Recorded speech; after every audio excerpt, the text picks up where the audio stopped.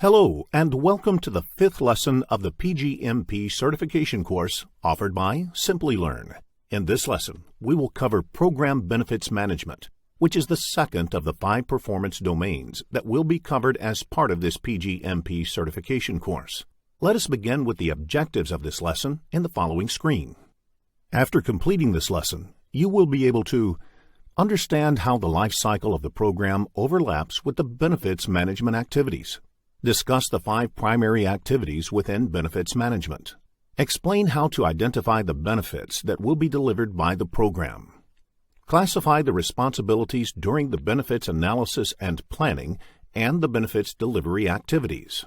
Identify the tasks to ensure transition of benefits to the receiving organization. Let us find out what benefit is in the next slide.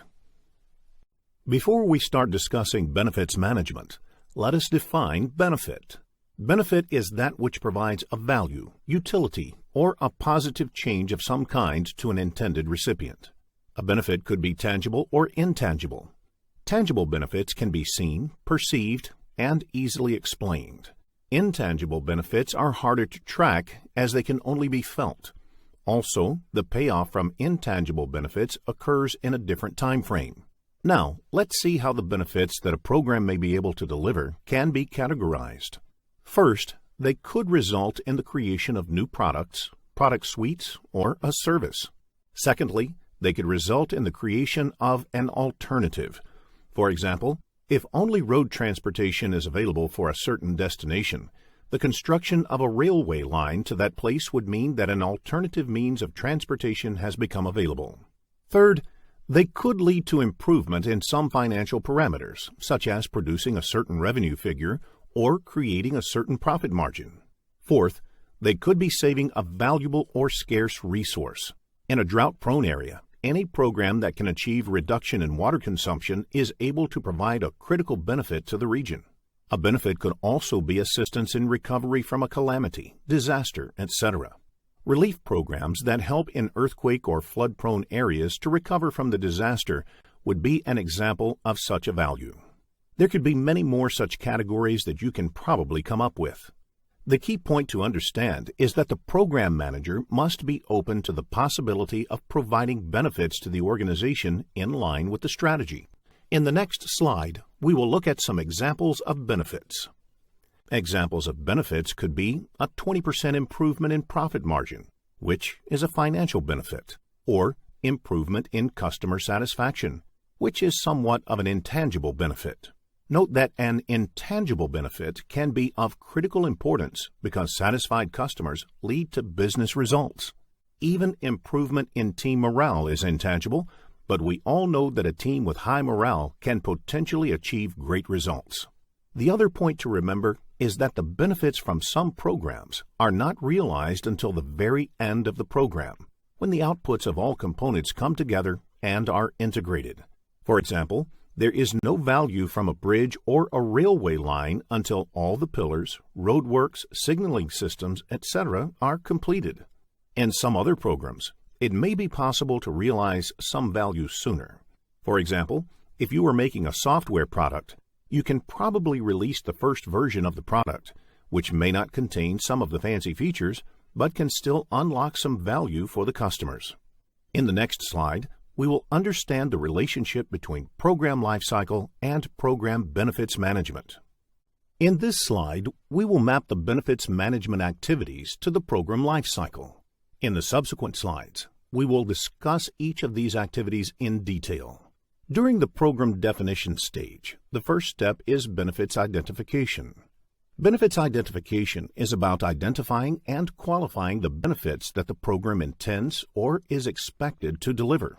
As seen before, the benefits could be tangible or intangible, that is, anything that is or is perceived to be valuable by the organization. It is very important to clearly understand the expectations regarding benefits at an early stage. The next step is benefits analysis and planning. Once we know what benefits we intend to deliver as a program, we need to establish how those benefits will be achieved. This has to be tied to the components of the programs and specific activities within those components that will help realize the benefits. Therefore, The program manager has to define and prioritize the components in line with the contribution of the components to the planned benefits. At the planning stage, the program manager also has to define appropriate metrics that will help derive the benefits. The program manager establishes a benefits realization plan, which specifies how, when, and what quantities the benefits will be delivered and how they will be monitored. The program manager needs to map the benefits to the overall program management plan. The next step is the benefits delivery phase. You might notice arrows that indicate that delivery and planning activities are cyclical. As we start delivering the benefits, we may need to revise the plan. This is natural because the expectations may not always be realized, and therefore there is an iterative process which is activated to fine-tune expectations with reality. In benefits delivery, the program manager is expected to monitor the components to ensure that they are contributing to the benefits. The program manager will maintain a benefits register and report on the benefits being delivered. After the benefits are delivered, the program manager must arrange for benefits transition.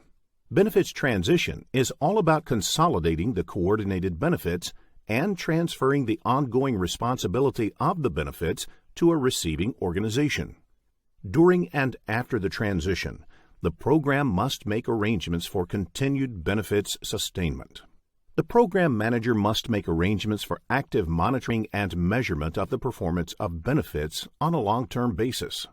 The infrastructure needed for continuous realization of benefits over a long term must be set up by the program itself.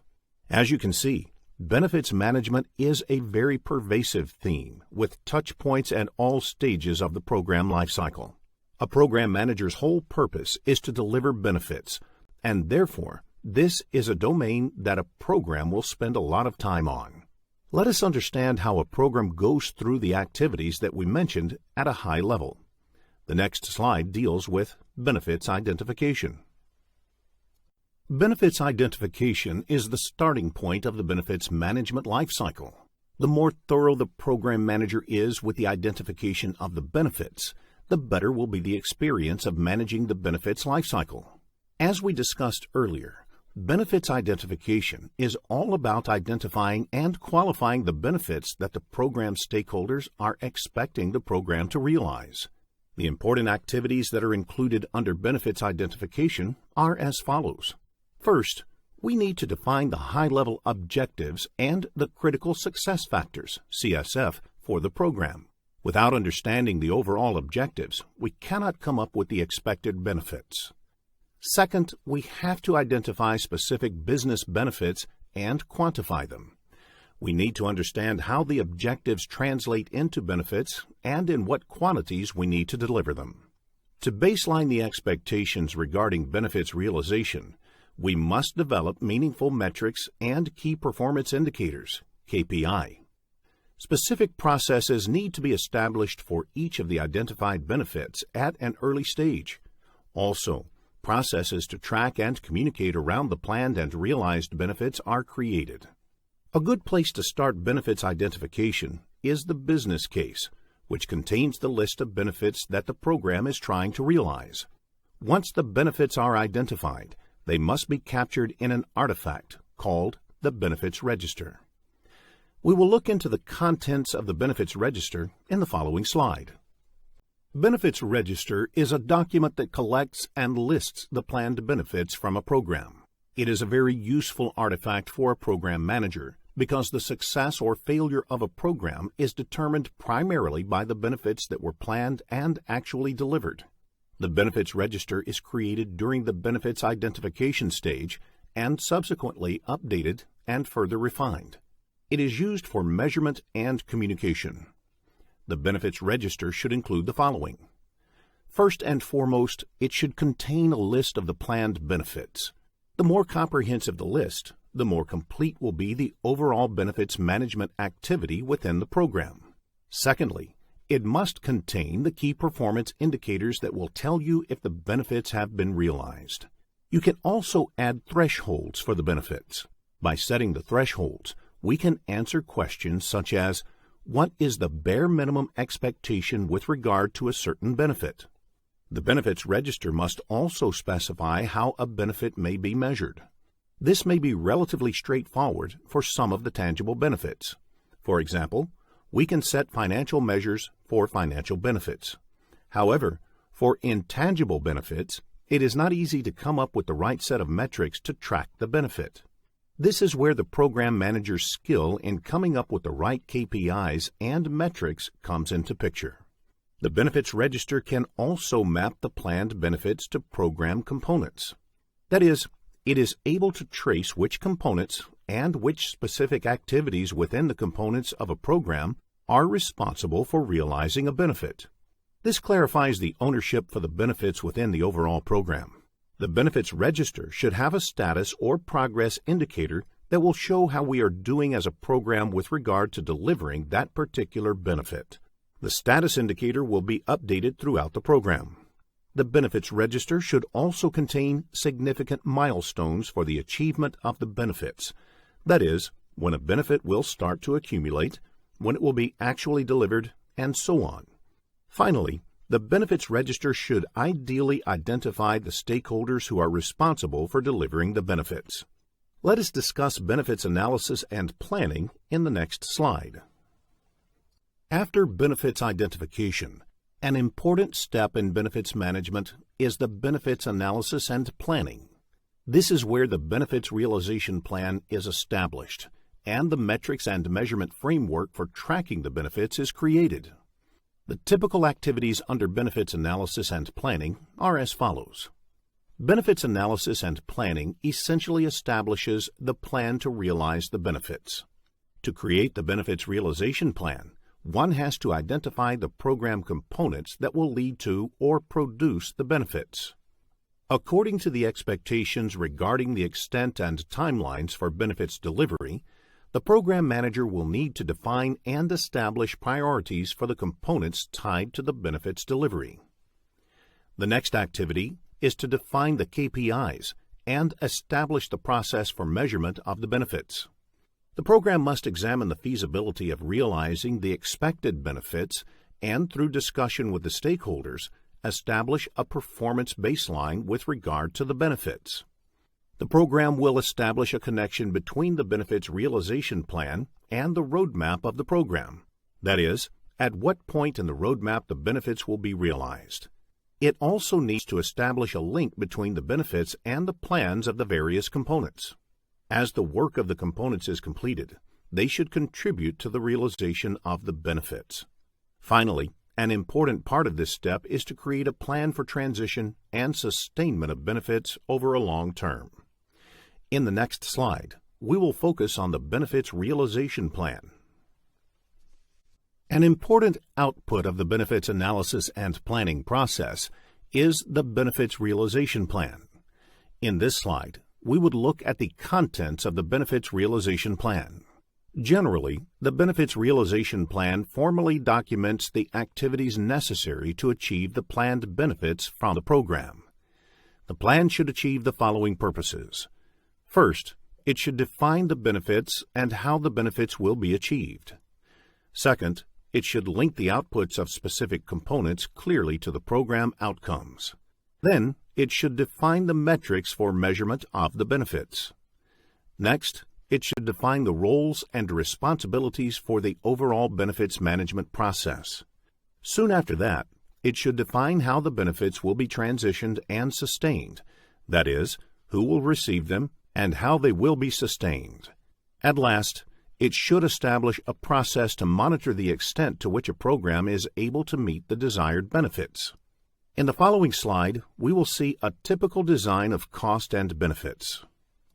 The purpose of this slide is to show a typical pattern of how costs are incurred in a program and how the benefits delivery varies over a period of time. There could be variations in this, depending on the industry and the nature of the program. Typically, the benefits of the program start to be realized during the benefits delivery phase. Till then, the program starts off and incurs some costs. The costs peak during the benefits delivery phase and then start to reduce as the work of the program starts to conclude. Towards the end of the benefits delivery phase and into the closure phase, the costs fall rapidly. The benefits should start increasing over a period of time after they begin to set in and as the program closes. The responsibility for maintaining the benefits is transitioned to another organization. Let us discuss benefits delivery in the following slide. After the analysis and planning is done, the program needs to deliver the benefits. Typical activities during the benefits delivery stage are as follows. The program monitors the external and internal environment of an organization and maps it to the program's objectives and benefits.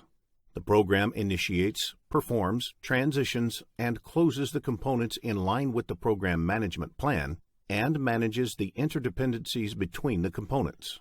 The timetable for initiating, performing, transitioning, and closing has to also map to the benefits timetable for the program. The program will evaluate program risks to the realization of the benefits and the key performance indicators with regard to the benefits. The program will record the progress of the benefits realization in the benefits register and report to the stakeholders in line with the communication plan. The program will initiate components and integrate the output of the components to realize the benefits as per the benefits realization plan.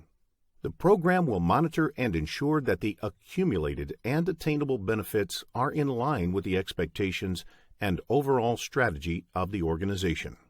Let us move on to tracking benefits delivery of balanced scorecard in the next slide. In benefits transition, the program needs to ensure that the benefits produced in the program are transitioned smoothly. The recipient of the benefits from the program is typically an operational unit, such as sales or service. The key consideration in transitioning is to ensure that the benefits realization will be sustained. The process of transition should start before the program closes and continue even after the program closes. During transition, the program should evaluate the actual versus planned benefits to see how successful the program has been in benefits realization. If the realization and transition of benefits require integration of output of various components, then the work must be completed successfully before the transition. The program should make sure that if the transition requires changes to be made in the operational unit, there is enthusiasm and willingness to make those changes. The program should assess the readiness and approval of the receiving person or organization in terms of availability of resources, capabilities, and infrastructure to take over the benefits sustainment responsibility. During transition, the program will gradually release the resources. It is possible that some of these resources will also be transferred to the receiving organization during transition. In the next slide, we will look into benefits sustainment. Moving beyond transition, the benefits sustainment step refers to ensuring the sustenance of benefits long after the program is closed. It is important to understand that it is the responsibility of the program to ensure that provisions for long-term sustenance are made. The responsibility for monitoring the ongoing benefits sustenance then transfers over to the receiving organization. This provision includes a plan for the changes necessary to the operations. Any financing and behavioral changes necessary to continue performance monitoring, including training and enablement, are made. The program should provide the resources, for example, people, supply of spares, etc., and budget necessary for sustaining the benefits. The program should provide the framework to monitor the performance of the outcome against the plan. It should also monitor the continued suitability of the product or service as the business environment changes. If the changes required at the receiving organization for benefits sustenance need new components to be put in place, then such components must be initiated during this stage to deal with changes. Let us now take a look at a business scenario. Program Let's Save has been approved for building a rural hospital. Rachel Cruz has been assigned the program manager for this multi-million-dollar initiative. The steering committee considered several names for this role. However, based on her track record of the several programs she has managed, a decision was made to assign Rachel. Rachel is excited about her assignment. She is required to present to the steering committee a high-level roadmap of how and when the program can be accomplished. She has started working on the creation of a benefit realization plan. The next slide has a question based on this case. We will now continue with the scenario. Mary Anderson is the head of operations of program Let's Save. During the quarterly review, Peter Ho was approved as the benefit transition owner for transition into operations. This program has been running for 4 years now and is nearing completion. Mary, along with the program team, is now looking to close the program. All benefits have been delivered as expected, and although Rachel had some difficulties with some of the neighboring stakeholders, the program has been regarded overall as a success. As part of the benefit transition process, some of the program team members will be staying on for another month to support the transition of the hospital into operational mode. The next slide contains the second scenario-based question. Let us quickly review what we have learned in this lesson. Benefit is a value, utility, or positive change that a program brings about for the stakeholders. There are 5 stages in benefits management: benefits identification, benefits analysis and planning, benefits delivery, benefits transition, and benefits sustainment. The program manager plays a key role in benefits management, with functions including identifying benefits and linking them to the program roadmap and all its components and activities, integrating the output of the components and helping the organization to realize the benefits, measuring, tracking, and reporting the benefits, and ensuring a smooth transition and long-term sustainment of the benefits by enabling the receiving operations to take them over. With this, we conclude the discussion on benefits management. In the next lesson, we will discuss program stakeholder engagement.